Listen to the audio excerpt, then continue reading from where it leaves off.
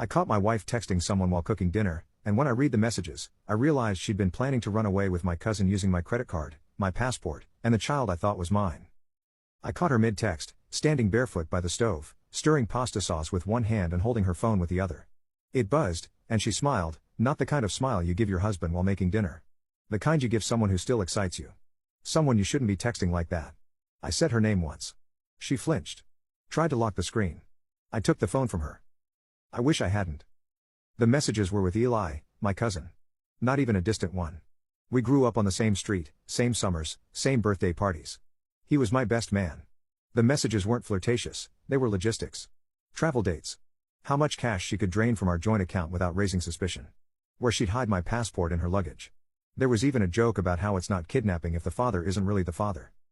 I swear, my ears started ringing. We'd been married for 8 years. Had what I thought was a decent, if boring, rhythm.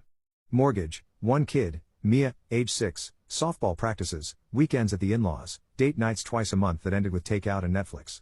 I thought it was fine. I thought she was tired like I was. I didn't think she was scheming to erase me from her life. I didn't even know she still talked to Eli. Last I heard, he was drifting through Florida, bartending in Fort Lauderdale and posting hustle hard quotes on Facebook. He hadn't been to our house in almost 2 years. Apparently, he didn't need to be physically present to destroy it. I scrolled. My hands shook. One message said, "I'll say it was yours until we're in Spain. Once we're safe, he can't do anything anyway. He'll survive.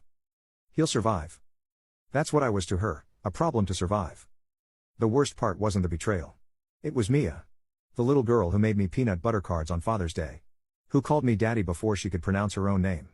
Who had my blood type, or so I'd been told. Suddenly every moment I'd ever been proud of, her first steps, her school awards, every night I rocked her back to sleep, felt fake. Or worse, stolen. I confronted her in the kitchen, still holding her phone. She stared at me, face pale, and said nothing. Not denial. Not regret. Just silence. That alone told me the truth. "You were going to take her," I said, quietly. "You were going to leave the country.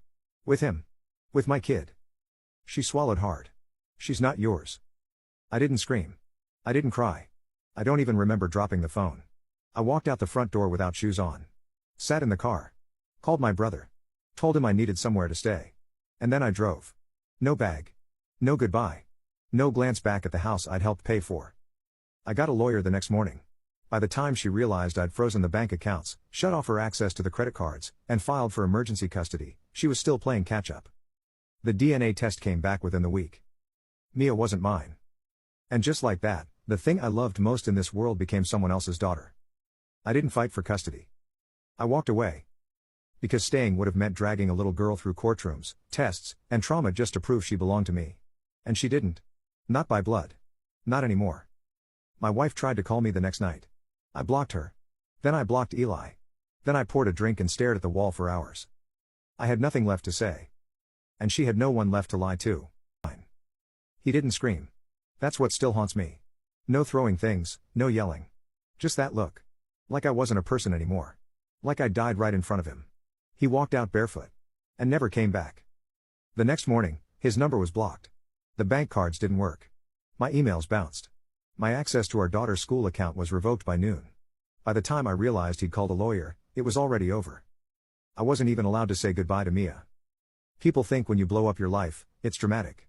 Explosions, chaos, screaming matches. It wasn't. It was just quiet. Everything shut off.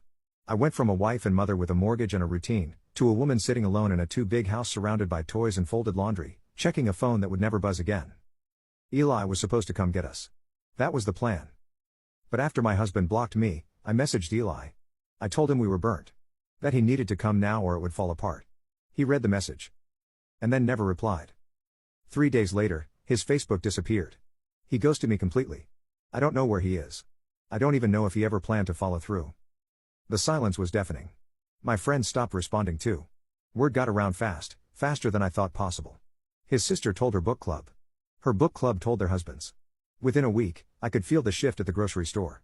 The cashier didn't smile anymore. My neighbors stopped waving. Even Mia's teacher unfollowed me on Instagram. The school served me a no-contact order 2 weeks later. And just like that, I was nobody. I tried to file for visitation, but the lawyer said the judge wasn't going to look kindly on someone who planned international parental kidnapping. Even if Mia wasn't biologically his, the betrayal cut deeper than paternity. I'd ripped the foundation out from under everyone. I moved back in with my parents. My mom cried. My dad didn't speak to me for 3 days. When he finally did, all he said was, "We raised you better than this." I wish I could say I had an excuse. That I was unhappy. That I felt trapped. That I thought I deserved more. But the truth is, I just thought I could get away with it. I thought I was smarter than him. I thought Eli meant it when he said we'd be happy, free, better off. He told me he loved Mia like his own. He said we could disappear and start over. And I believed him. Because I wanted to believe him. Because I liked the fantasy better than the dull routine of real life.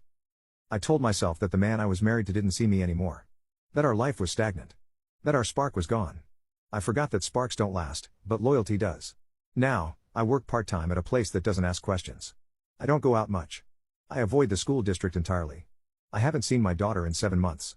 I keep a photo of her in my phone, but I don't know if I'll ever be allowed to see her again.